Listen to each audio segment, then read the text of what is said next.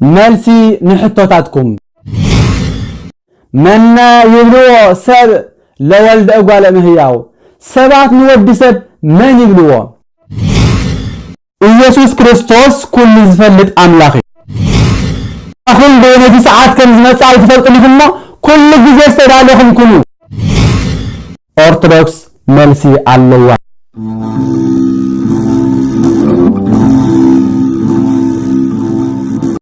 በስመ አብ ወወልድ ወመንፈስ ቅዱስ አሐዱ አምላክ ሰላም ተኻታተልቲ ጎደልያስ ቲዩብ አመላ ዓለም ከንኩም ነዚ ቻናል እዚ ነዚ ትምህርቲ እዚ ተከታተሉ ዘለኹም ዛዕበኹም አቦታትን አሕዋትን አድታትን በሐፈሻ ናይ እግዚአብሔር ቤተሰብ ናይ አዴና ቅዱሳን ድንግል ማርያም አፍቀርቲ ከመይ ቀኒኹም ከመይ ኣለኹም ልዑል እግዚአብሔር አምላኽና ዝኸበረን ዝተመስገነን ይኹን ሎሚ ድማ ከምቲ ዝሓለፈ ናይ ሕቶን መልስን ዘሎ ግዝያትና ሎሚ ድማ ካብቲ ዝሓተትኩም ሕቶ ሓንቲ ወይ ድማ ክልተ ወሲድና ሎሚ ክንዛረብና እግዚአብሔር አምላኽና አማእከልና ተረኺቡ ክባርከናን ንዛረብ ድማ ንፍረ ንህይወት ክገብረልና ናቱ ሰናይ ፍቃዱ ይኹነልና ጸልዩ ወሰአሉ ለነሂ ከመ ያርሁ እግዚአብሔር አናቅጸቃል ወጸልዩ ሊተ ብዙሃ ከመ ክስቶ ዘክርስቶስ ምስጢር በከመ ደልወን እንገር ነው ከምቲ ዝግብአን ገረ ቃል እግዚአብሔር ክምህር እግዚአብሔር ድማ አፍደገናይ ቃሉ ከፍተልና ጸልዩ እግዚአብሔር አምላኽና በድጋሚ አማእከልና ኮይኑ ክምህረናን ክግስጸናን ናቱ ሰናይ ፍቃዱ ይኹነልና ናይሎሚ ሕቶና አብ ወንጌል ማቴዎስ አብ ምዕራፍ 24 ካብ ፍቅዲ 36 ዘሎ ኃይል ቃል ክኸውን እዚ ቃል እዚ ከምዚ ይብል ነታ መዓልቲ እቲኣን ነታ ሰዓት እቲኣን ብዘይካ አቦ በይኑ ናይ ሰማይ መላእኽቲ ኮኑ ወይስ ወልድ ሓደኳ ዝፈልጣ የልቦን ነታ ሰዓት እቲኣን ነታ መዓልቲ እቲኣን ብዘይካ አቦ በይኑ ናይ ሰማይ መላእኽቲ ኮኑ ወይስ ወልድ ኮነ ሓደኳ ዝፈልጣ የልቦን ወንጌል ማቴዎስ ምዕራፍ 24 ካብ ፍቅዲ 36 ሎሚ ብዛዕባ ዛ ቃል እዚኣ ትርጓሜ ክንዛረብና እግዚአብሔር አምላኽና በድጋሚ አማእከልና ተረኺቡ ክባርከናን ክቅድሰናን ንዓይ ተዛረባ አንደበት ንዓኹም ድማ ሰምዕ ዝልቦና ከፍተልኩም ናይ እግዚአብሔር አምላኽና ቅዱስ ፍቃድ ይኹነልና ገላጽ ምስጢራት እግዚአብሔር ምስጢር ተራዘ ገልጹ ፈላጢ ወይ ድማ መሃሪ ብፍልጠቱ ክምህር ዓቅም ይብሉን ከምቲ ጎይታን ሐዋርያት ዝበሎም ምስጢር መንግስት አምላኽ ንአኻትኩም ተዋሂብሎ ኢሉ ከም ዝነገሮም ሎም ድማ እግዚአብሔር አምላኽና ምስጢሩ ከፍልጠና ፈሊጥና ድማ ንህይወት ንበረኸት ክንፈረሉ እግዚአብሔር አምላኽና ይሐግዘና ነዚ ቃል እዚ ብዙሓት መማሃራን ዝነበሩ ብዙሓን ፈላጣ ዝነበሩ ዝወደቕልዮም ካብቶም ኩሎም እኳ ናይ ቤተ ክርስቲያንና መምህር ናይ ቤተ ክርስቲያንና ካህን ናይ ቤተ ክርስቲያንና ብጥበብ ዘገልግል ዝነበረ ፍሉጥ ዝነበረ እነሆ አርዮስ ዝተባህለ ዝወደቐላ ቃል እዚኣ እነሆ ኢየሱስ ክርስቶስ ምስ እግዚአብሔር አቦ ሓደ ከም ዘይኮነን ኢየሱስ ክርስቶስ ዘይፈልጦ ፍልጠት ከም ዘለዎን ነዛ ቃል እዚኣ ጥቕሲ ናይ መጀመርታ ጥቕሱ ነታ ኣብ መጽሓፍ ምሳሌ ምዕራፍ 8 ፍቅዲ 32 ዘላን ነዚአን ደገፍ ገይሩ አርዮስ ካብ ሃይማኖት ወይ ድማ ካብ ኦርቶዶክስ ፍለ ዝኻለ ስለዚህ እዛ ቃል እዚኣ ትርጉማ እንታያ ኢየሱስ ክርስቶስ በሐቅ ሁሉ ስለ ዘይፈልጥ ድዩ ኢየሱስ ክርስቶስ አይፈልጥ እንዲ ኮይኑ ነዛ መዓልቲ እዚኣ ብዘይካ አቦ ወልድ አይፈልጣን ዝተባሃለ ወይስ ካል ትርጓሚ ኣለዎ ወይስ ከምቲ ቅዱስ ጳውሎስ ዝበሎም ቃል ይቀትል ትርጉም ድማ ህይወት ይዝበሎም ነዚ ቃል ዝኸ ትርጉም ኣለዎ ድዩ ንዝብል ብርግጽ ትርጉም ኣለዎ መጽሐፍ ቅዱስ ብዘይ ትርጉም አይተጻሕፈን ስለዚህ ኢየሱስ ክርስቶስ በመጀመርታ ነዛ ቃል እዚኣ ቀድሞ ትርጓምና ኢየሱስ ክርስቶስ በመጽሐፍ ቅዱሳዊ ደረጃ ንሱ ዘለዓለማው አምላኽ ንሱ ኩሉ ዝፈልጥ አምላኽ ከም ዝኾነ ካብ መጽሐፍ ቅዱስ ደገፍ ብምግባር ክንዘራረብና ካብዚ እንገብር ድማ መዘራረብና እንገብር ድማ ኣብዛ ሓለፊ ቪድዮ ነግረኩም ከም ዝነበርኩም መንነት ኢየሱስ ክርስቶስ በኦርቶዶክሳዊት ተዋህዶ ቤተክርስቲያን አስተምህሮ እትብል ኣብ 2018 ዝጻሕፈት መጽሓፈይ ኣብ ኣጽሒፈ ከም ዘለኹ ነዛ ኢየሱስ ክርስቶስ ድማ ኩሉ ከም ዝፈልጥ ኣብዛ መጽሓፍ እዚኣ ኣስፊረ ስለ ዝነበርኩም ቃል ብቃሉ ካብቲ መጽሓፍቲ ናባኹም ከብለ ብዙሕ ዘይኮነስ ብከፊል ናባኹም ከቅርበልኩም እየ እዚ ድማ ኣብ ገጽ 126 ዝርከብ ኮይኑ ሓይሊ ቃሉ ከም ዝብል ኢየሱስ ክርስቶስ ኩሉ ዝፈልጥ ኣምላኽ እዩ ኣብ መጽሓፍ ቅዱስ ኢየሱስ ክርስቶስ ዝተሰወረ ፍልጠት ከም ዘይብሉ ንሱ ማእምረ ኩሉ ምብኣን ከም ዝኾነ መጽሓፍ ቅዱስ ስለ ዝነግረና ኣብዚ መጽሓፍ ያስፊረ ከም ዘለኹ ድማ ካብዚ ንኣኹም ከካፍለኩም እየ ከምዚ ድማ ይብል ኢየሱስ ክርስቶስ ኩሉ ዝፈልጥ ኣምላኽ እዩ ብርግጽ ኢየሱስ ክርስቶስ ንኹሉ ዝምርምርን ዝፈልጥን ዘለዓለማዊ ኣምላኽ ኣብ ትማሊ ዘሎ ኣልፋ ንዘለዓለም ዝነብር ኦሜጋ ኣብ መንበሩ ኮይኑ ዕምቀት ውቅያኖሳት ዝምርምር ንሰማያት ብዘይ ዓንዲ ኣብዋ ዘቆመ ንምድር ድማ ኣብ ማይ ከም ተንሳፊፍ ዝገበረ ንሰማያትን ምድርን ውቅያኖሳትን ንፋሳትን ኣፍላጋትን ኣብ ኢዱ ሒዙ ዝመዝን ኣብ ደቂ ሰባት ዘሎ ሓሳባት ብዘይ ምርምር ኣእምሮ ዝፈልጥ ንፍጥረታት ካብ ዘይ ምንባር ናብ ምንባር ዘምፀአ ንሱ እቲ በይኑ መድሓኒት ዝኾነ ኣምላኽ ኢየሱስ ክርስቶስ እዩ ምኽንያቱ ንፍጥረታት ዝተሰርሖም ብምትሓዝ ፀሓይ ብቐትሪ ወርሕን ከዋኽብትን ድማ ብለይቲ ክስልጡን ዝኣዘዘ እዩ ንሱ ግና ኣብ ዘይ ምንበር መንበሩ ተቐሚጡ ንደቂ ሰባት ዝጓሲ ኣምላኽ እዩ ኢዮብ ኣብ ግዜ ሓዘኑን ጓሂኡን ንእግዚኣብሔር ክረኽቦ ስለዘይከኣለ ከምዚ ክብል ተዛረበ ኣበይ ከም ዝረኽቦ እንተዝፈልጥ ነይረሞ ናብ ዝፋኑ ንምብጻሕ እንተዝኽእልሲ መን መሃበኒ ኣብ ቅድሚኡ ነገረይ መፍሰስኩ ይብል ኢዮብ መጽሓፍ ኢዮብ ምዕራፍ 23 ካብ ፍቅዲ 3 ክሳብ 4 ስለዚ ንሕና በኣእምሮናን ብቋንቋናን ድርታት ስለዝኾንና ንናይ እግዚአብሔር ባህርን መነባብሮን ክንፈልጥ ዓቕሚ የብልናን እግዚአብሔር ግና ብባህሪኡ ንኹሉ ዝፈልጥ ኣብ ቅድሚኡ ዝስወር ነገር ከም ዘልቦ ርግጽ እዩ ዘማር ዳዊት ብዛዕባ ናይ እግዚአብሔር ፍልጠት ኣእምሮን ኣልዒሉ ክምርምር ኢሉ ምስተበገሰ ገና ልዕሊ ዓቕሚ ምዃኑ ምስ ኣረጋገጸ እዚ ፍልጠት እዚ ኣዝዩ ይገርመኒ ክረኽቦውን ኣይክእልን ክብል ይዛረብ መዝሙር 139 ፍቅዲ 6 እግዚአብሔር ከም ደቂ ሰባት ማለት ፍልጠቱ ድሕሪ ግብሪ ዝፍለጥ ፍልጠት ኣይኮነን እንታይ ዳ ንሱስ ብባህሪኡ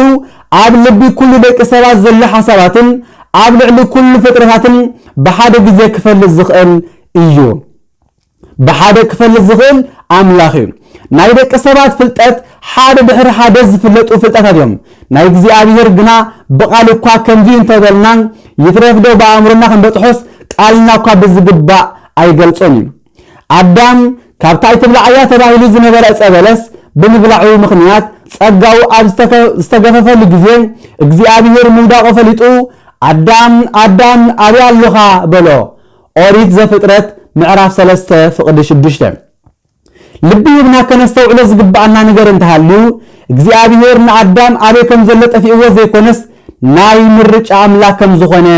ንኽምህሮ እዩ እግዚአብሔር ኣብ ቅድሚ ኣዳም ምጽኢሉ ኣዳም ኣብዚ ተሓቢእኻ እንታይ ትገብር ኣለኻ እንተዝብሎ ነይሩ ግና ኣዳም ምሰንበረ ነይሩ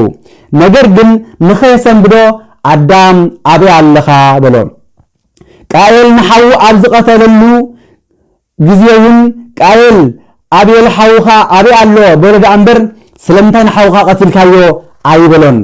ምኽንያቱ እግዚአብሔር ቃየል ባዕሉ ክዛረብ ስለ ዝደለየ እዩ ኦሪት ዘፍጥረት ምዕራፍ 4 ፍቅዲ 9 ጎይታናን ኣምላኽናን መድሓኒናን ኢየሱስ ክርስቶስ ድማ እቲ ናይ ጥንቲ ኣምላኽ ንሱ ምዃኑ ከረጋግጸልና እንከሎ ኣልዓዛር ኣብ ዝሞተሉ ግዜ ሰብ ከይነገሮን ዝፈለጠ ክንሱ ናቡ ምስ ከደግና ኣልዓዛር ኣበይ ቀበርክሞ ክበሎም መጽሓፈ ወንጌል ዮሐንስ ምዕራፍ 11 ፍቅዲ 34 ስለዚ ናይ እግዚአብሔር ፍልጠት ዘይምርመር እዩ ሃና ኣብ ጸሎታ ከም ዝበለት እግዚአብሔር ኩሉ ዝፈልጥ ኣምላኽ እዩ ግብርታት ከዓ ኣብኡ ምዙን እዩ ክትብል ጸለት ቀዳማይ ሳሙኤል ምዕራፍ 2 ፍቅዲ 3 ነቢ ዳዊት ውን ኣምላኽ ንምስጢራት ልቢ ይፈልጥ እዩ ክብል ይገልጽ መዝሙር 44 ፍቅድ 21 አታ ንጻድቅ ትምርምር ልብን ኮላሊትን እትርኢ እግዚአብሔር ጎታ ሰራዊት ነገረይ ንኣኻ ኣማዕቂብየሞ መጽሓፍ ትንቢተ ኤርምያስ ምዕራፍ 20 ፍቅዲ 12 እዚ ናይ ልብን ኮላሊትን ምስጢራት ዝፈልጥ አምላኽ ንሱ ኢየሱስ ክርስቶስ ከም ዝኾነ መጽሓፍትና ብዝግባእ የረዱና ምክንያቱ ሓደ እግዚአብሔር ዘለና ንሱ ድማ አብ ወልድ መንፈስ ቅዱስ ይባሃል ስለዚ ኣብ ብሉይ ኪዳን እግዚአብሔር እናተባሃለ ጽዋዕ ዝነበረ ኣብ ሓድሽ ኪዳን ድማ ስጋ ብምልባሱም አማኑኤል ክርስቶስ ኢየሱስ መድኃኒ ዓለም ወዲ ሰብ ተባሃለ ስለዚ ኢየሱስ ክርስቶስ ኩሉ ዝፈልጥ አምላክ ከም ዝኾነ ዘረጋግጽ ጥቅስታት ክንምልከት ንኽእልና ኩሉ ከም እትፈልጥ አስተውሉ ኩሉ ከም እትፈልጥ ሓደኳ ከሓተካውን ከም ዘይድለካ ሕጂ ፈለጥና ስለዚ ካብ አምላኽ መውጻእካውን ንኣምናለና በልዎ ወንጌል ዮሐንስ ምዕራፍ 16 ፍቅድ 30 ኩሉ ከም እትፈልጥ እዚ ንጎይታ ኢየሱስ ዝተዛረበ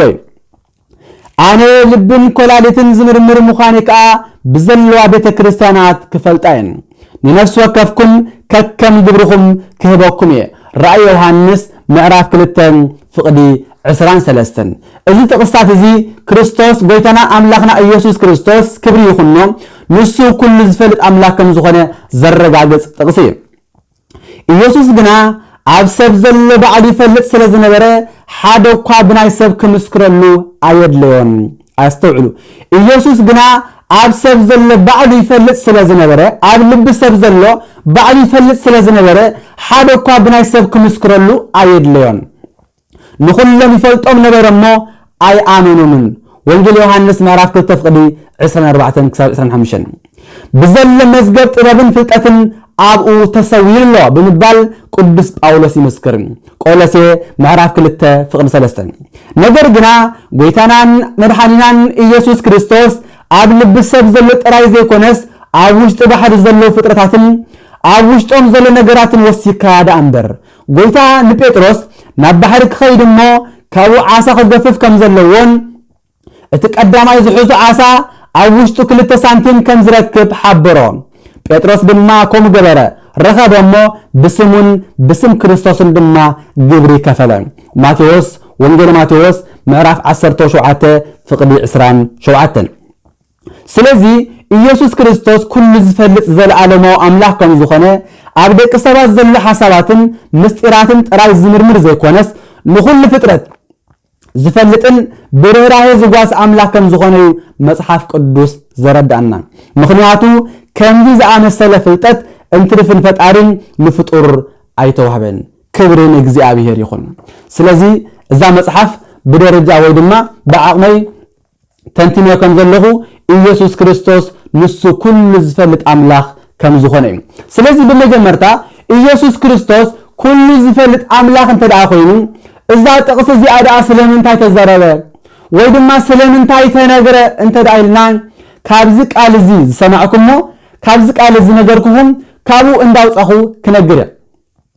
ምክንያታት ድማ ኣለዎ በመጀመርታ ምክንያት እንታይ እዩ እንተደኣ ተባሂሉ በመጀመርታ ልማደ መጽሐፍ ስለ ዝኾነ በመጀመርታ ልማደ መጽሐፍቲ እዩ ልማደ መጽሐፍቲ ማለት ከንታይ ማለት እዩ ወይ ድማ ብኸመይ ክርዳእና ዝኽእል እንተበልኩም በመጀመርታ እግዚአብሔር ንአዳም ስፈጠሮ አዳም ካብዛ ገረብ እዚኣ ኣይትብልዓ ኢሉ እግዚአብሔር ምስ ኣዘዞ እንሆ አዳም ካብታ ገረብቲ ምስ በልዐ እግዚአብሔር ከም ዝበሎ አዳም ኣይትሃለከ አዳም ኣበይ ኣለኻ በሎ بحق ده እግዚአብሔር አዳም አበይ ከም ዘሎ ጠፊዎ አዳም አበይ ለኻ ዝበሎ አይኮነን አዳም ግና እነሆ ራቆተይ ኮይነስ ተሓባኹ ፈሪህ ድምጽኻ መስማዓኩ ፈራሐኩ መስበሎ እግዚአብሔር ካብቲ ኣይትብልዓያ ዝበልኩ ገረብ በሊዕኻ ዲኻ ኢሉ እንደገና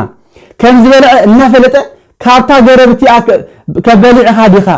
ካብታ ኣይትብልዓ ዝበልኩ እስ በሊዕኻ ዲኻ ኢሉ እግዚአብሔር ከም ዘይፈልጥ ኮይኑ ሓቲትዎ በዙና ይርቃን ናብ ቃየል ምስ ንኸይድ ቃየል ንእሽተሓው ንአብየል ምስ ቀተሎ እግዚአብሔር ንአብየል ንቃየል ከም ዝበሎ ቃየል አይቴ ሃሎ እሁከ አብየል ሓውኻ أبي الله حوها أبي الله حوها أبي الله يقول إخزابير أبي نكايل مسحاتته كايل دما كم زين من لسلو ويبيلو كايل لإخزابير إيه أمر أيفلت إني بنو أكابيه أنا لأوهيه بحق دو أنا نحوي حلاوي بلو إخزابير دما كم زين زارده أنت يسلز قبر كأخا دم حوها كام مدرنا بايز ترع زلو إخزابير كايل كم زقوتله يفلت الله جن كايل بعلوك الزار بدل الله أنت يسلز قبر كأخا دم حوها نوايز ترع زلو إلى إخزابير كان دجنها ميك كايل كأتزاري بوا سلزي كم زين مصحف لموديو دجنا وريدنا ون نموسى كزار بون كل إخزابير عبيد كان تهلل حتيتو أول زات معرف أربعة عبيد بفر خمسة لا ندفلته عبيد كزل انتايو ملكتار إنه مسبلو موسى إخزابير عبيد كان تهلل حتيتو إخزابير بفر كم زل فلتي نجردن إتا بفر ثمن كت يرسل زخانة أقدمه موسى بفر كم زخانة كمسكر الله عبيد كزل انتايا إذا حتيتو إخزابير كم زي فلت سلزي زقول اللي ما ده مصحفيهم إذا كان بيرو زحاتة أملاخ سجاسة مثل بس عندنا عم مدري متيو نهاورات كم زبلهم من يبلو سب لولد أقوال مهياو سبات نود سب من يبلوه سبات نود سب سبات إيسوس أنتي كم زبلوه بعد السوء لبهم زلي فلتي لبهم كوالاليتن زمرمر أملاخي رأيو هانس مراف كل تسعة ثلاثين كم زمن سلازل السوء كل اندافلت أن كله سبات نود سب من يبلوه إلجن نهاورات حدثوهم عندنا أنتم مكيا من نتبلوني نسخاتكم كبزعباي انتي تبلو نساتهم زبلوه يفلتي نجر جن كأم كسمع إذا لسه لازم نبرئ نسخاتكم كنعي انتي تبلوني قيتنا أملاخنا مدحانيا إيسوس كريستوس إنه موت الأزار أبرحق كله السمعه دحري جنا ناب الأزار إنه الأزار بكيسلو نا الأزار كتسوس لزلني نخيد لنا هواريات ناب بيتانيا ناب حفتي الأزار زنبرا ناب مريم مارتا ناب جزء كيدو دحري جنا الأزار تقبيرو 4 معات جيرو سلزنبرا كريستوس لتع كم زي فلت كوينو أيتك أبركموا أبيك أبركموا أبي أنبركموا يلو كم زي فلت كوينو حاتيتوهم سلازي نسو نايت انت أملاخيو آدم أبي اللي خيلو زحاتته عندنا سجا خمس لبسة نخرجاجس إنه نسو خمس زخون نخفلت أيتك أبركموا نعال أزار أبيك أبركموا إلو قويتا حاتيتوهمي قويتا إزي مزرعة زي لما دسل زخون بزونا كأن اتن سلاسان شمونتن عمد أبعارة تتابيقو الزنبرة من إسي نزول كحاوي مخانو اندفلت انقلو دحنت كم زليو دحنت فلتون أبطقا ماي دقيسو كم زنبرة نسالسان شمونتن عمد رداي كم زي بل الفلتون اندفلت انقلو أو دقيسو انقلو قويتا قنا حاتيتوي تفاق لمتهيو كتحاودو تدلي خايلة حاتيتو كم زحاوي بحق كريسوس يفلت نيرو انتبلنا يفلت نيرو انتاي دا نسو بعلو كزارب سلزلوي سلزي اللي ما دا مصحفتي ازو كل مزرابو ازي مزراب دحر تنساي ونا يقارصون دحر تنساي ون قدوس بطرس تغليصو او سمعون ولدينا تفقرنينو او سمعون ودينا تفقرني دو إلو ملاليسو سلسته غزي كم سزاربو مصحف يمسكرلناي وانجيل يوحنس معراف 21 كان فقد 16 كساب 17 زل حيل قال انت دارينا نزي كبرهالنا يخلو سلازي ازي ايفلطنيو ولد انت خنكو ايفلطانيو زتباله اتحاد مخنيات لماده مصاحفتي سلازو خني بخلاي منغد ترى تمركدنا يدما ناي حواريات حتى دور من بالي مخنياتو انه كريستوس نحواريات شعور نجيرو من تدع زخون نيرو اتغزيتي رحقيو انت زبلم نيرو ويدما قرباي انت زبلم نيرو قرباي الهم متشغر نيرم متربش نيرم ويدما رحق انت دايلو وندما شلل كبلوم كل حزب دما انه كريستوس زمطال غزي فلوطيو نسو دما رحقيو كم زنجرنا بقالهم شلل نخيلو نزق على زي أي نجرمن سلازي بخال من قريب ما كل جزء نقيحهم كتصبي وصل زلومي وانجيل ماتيوس معرق سن حمشتن كافقد حدا زلو بزعب 10 دناقل تتقيسو خمزلو بمثلا اثن حمشت دناقل انه زيتن حيزن مبرهتن ولعن انه بنقحات نتمرعوي كم تصبيا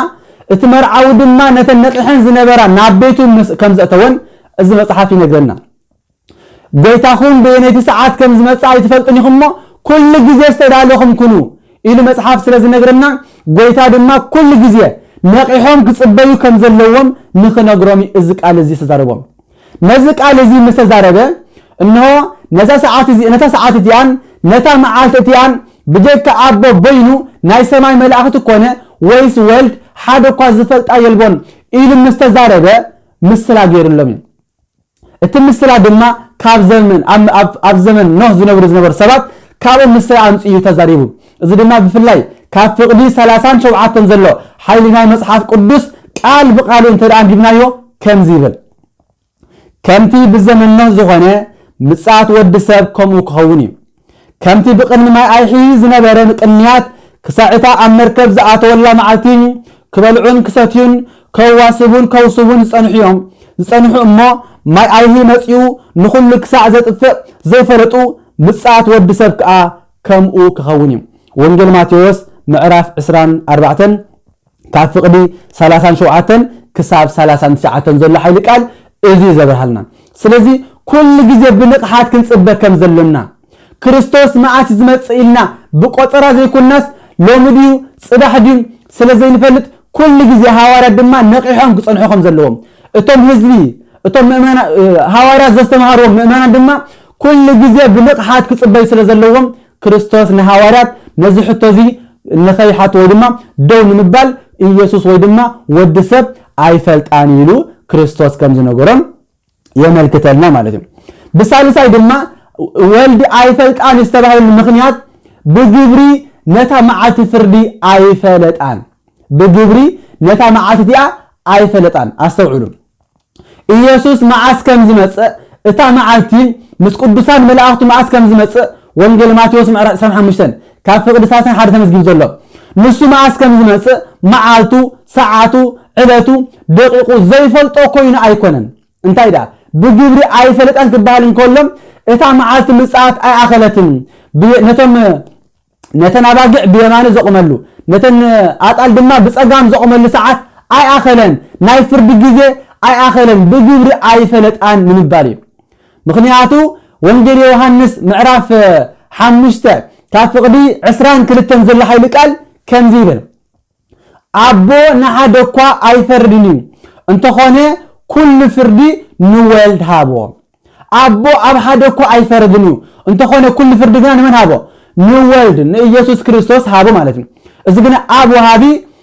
ክርስቶስ ድማ ተቀባሊ ኮይኑ ኣይኮነን ወይ ድማ ኢየሱስ ክርስቶስ ካብ ኣቦ ስለዝነስ ኣይኮነን እንታይ ዳ ንፍርዲ ዓለም ዝመጽእ እንሆ ብስጋ ሰብ ዝተገልጸ ብክበብ ትስሉቱ ብግርማ መለኮቱ ኢየሱስ ክርስቶስ ብዝርአ መጽኡ እንሆ ነተን ጻድቃን ብየማኑ ንሓጣን ድማ ብጸጋም ዘቆመሉ ግዜ ንሳ ኣይኣኸለትን ብግብሪ ኣይፈለጣን ንምባል ስለዚ ነዚ ቃል እዚ ብኸምዚውን ክትርጎም ይከኣል ነዛ ሕቶ እዚኣ ነዛ ብሰዓታ ወይ ድማ ዕለታ ኢየሱስ ብዘይካ ኣቦ ኢየሱስ ኣይፈለጣን እትብል ቃል ነዚኣ ኣብ 2017 ዝተጻሕፈት መጽሓፈይ ግልጸት ምስጢር መርዓት እትብል ልዕሊ 64 ዝኣክል ውልቃዊ ሕቶታት ብሓጺር ኣገባብ ጌራ ዝመለሰት ኦርቶዶክሳዊት መጽሓፍ እትብል እዚኣውን ኣብዚኣ እታ ሕቶቲኣ ወይ ድማ ናይዛ ሕቶ እዚኣ መልሲ ኣብ 2016 መጨረሻ 17 ኣብ ተጻሕፈት መጽሓፈውን ኣብ ገጽ 164 እንተ ዳሪና ናይዛ ትርጉም እዚኣውን ከተብርሃልና ትኽእል እያ ኣብ ገጽ 164 ዘሎ ሓይሊ ቃል ከምዚ ይብል ብዛዕባ ዛ ቃል እዚኣ ስለታ መዓልቲ እቲኣን ስለታ ሰዓት እቲኣን ግና ብዘይካ ኣቦ በይኑ ናይ ሰማይ መላእኽቲ ይኮኑ ወይስ ወዲ ዝፈልጣ የልቦን ዝበለሉ ምኽንያት እውን እግዚአብሔር ኣቦ ጥራይ ዝፈልጣ ስለ ዝኾነ ኣይኮነን ከምኡ ዝበለ ክርስቶስ ጎይታ ንሱ ንኹሉ ዝፈልጥ ኣምላኽ እዩ ናይ ምጽኣት ግዜ ከመይ ምዃኑ ዘይፈልጥ ነይሩ እንተዝኸውን ምንቅጥቃጥ ክኸውን እዩ ከምዚ ክኸውን እዩ ከምቱን ክኸውን እዩ ኣይንበሎም ነይሩ ነገር ግን ንሱ ንኹሉ ዝፈልጥ ኣምላኽ እዩ ምክንያቱ ንፍርዲ ዝመጽእ ኣምላኽ ባዕሉ ስለ ዝኾነ ንሱ ንኹሉ ዝፈልጥ ኣምላኽ እዩ ምክንያቱ ንፍርዲ ዝመጽእ ኣምላኽ ባዕሉ ስለ ዝኾነ ራእይ ዮሐንስ ምዕራፍ 2:7 ክሳብ 8 ከምዚ ይብል እነሆ ብደመና ሰማይ ይመጽእ ኣሎ ኩለን ዓይንትን እቶም ዝወግእዎን ከዓ ክርእይዎ እዮም ኣስተውዕሉ እቶም ዝወግእዎ ክርእይዎ እዮም ዝተወግአ መን ተዳይልና ክብሪ ናይ ክብሪ ይኹኖ ንሱ ንድሕነት ዓለም ክብል ንዓና ክብል ካብ ድንግል ማርያም ተወሊዱ ኣብ ቀራንዮ ተሰቂሉ ደሙ ዘፍሰሰልና ኢየሱስ ክርስቶስ እዩ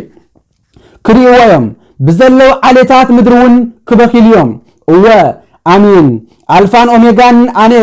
ይብል እቲ ዘሎን ዝነበረን ዝመጽን ኩሉ ዝኽእል እግዚአብሔር ኣምላኽ ኢዱ ዝተወቅዐ ኢየሱስ እዩ ንዓለም ዝፈጠራ ንሱ እዩ ዘሕልፋውን ንሱ እዩ ነታ መዓልቲ እቲኣ ብዘይካ እግዚአብሔር ኣቦ መላእኽቲ ኮነ ወልድ ኣይፈልጣን እዩ ማለት ብቀዳማይ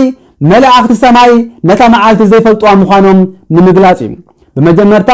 መላእኽቲ ነታ መዓልቲ እቲኣ ከም ዘይፈልጥዋ ንምግላጽ እዩ ከምኡውን ንኣዳም እዩ ኣዳም ኣይፈልጣን እዩ ኣዳም ነታ መዓልቲ እቲኣ ኣይፈልጣን እዩ ከምኡውን ንክርስቶስ እዩ እዚ ማለት ኢየሱስ ክርስቶስ ፍጹም ስጋ ከም ዝተዋሃደ ንምግላጽ እዩ ፍጹም ስጋ ከም ዝተዋሃደ ንምግላጽ እዩ ስጋ ብባህሪኡ ኣይፈልጥን እዩ ክርስቶስ ድማ ነቲ ዘይፈልጥ ስጋ ከም ዝተዋሃደ ንምግላጽ ዝተዛረበ ወይ ድማ ዝተዘርበ ዘረባ እዩ ከምኡውን ኣብ ምስጢረ ስላሴ ከም ንመሃሮ ኣብ ልቦም ወልድ ቃሎም መንፈስ ቅዱስ ድማ እስትንፋሶም እዩ ስለዚ ብልቢ ተሓሲባላ ብቃል ግና ኣይተነግረትኩም ዘላ ንምባል እዩ እዚ ቃል እዚ ዝተዘርበ ኣንበር ኢየሱስ ኩሉ ከም ዝፈልጥን ልብን ኮላሊትን ከም ዝምርምርን መጽሓፍ ቅዱስ ብግዙፍ ቃል ገይሩ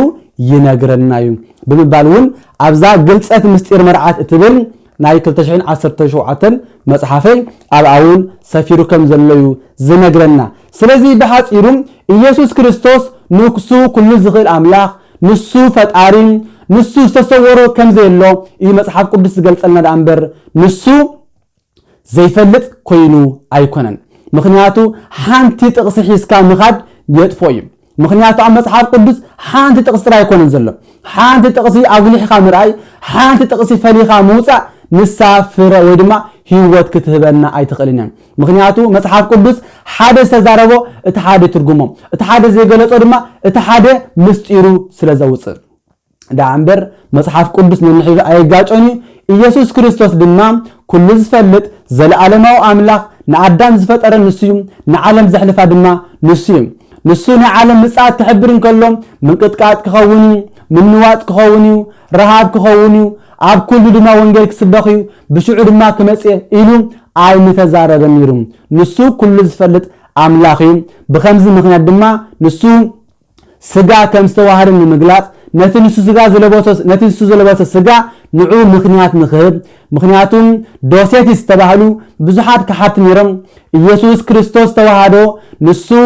ስጋ ዘይኮነስ ንሱ ንኸምስል እዩ ንሱስ ምስሊ ዳንበር ስጋ ኣይለበሰን ኢሎም ኢቦኒስ ዶሴቲስ ዝተባህሉ ብዙሓት ከሓት ተላዒሎም ስለ ዝነበሩ ነዚኦም መልሲ ዝኸውን ብኻልኣይ ድማ ልማደ መጽሓፍቲ እዩ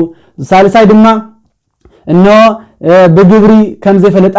ንምግላጽ እዩ ራብዓይ ድማ ንሃዋርያት ሕቶኦም ደው ከብል ስለ ዝደለዩ በዚ ቃል እዚ በዚ ትርጉም እዚ ተተራዲናይ ድማ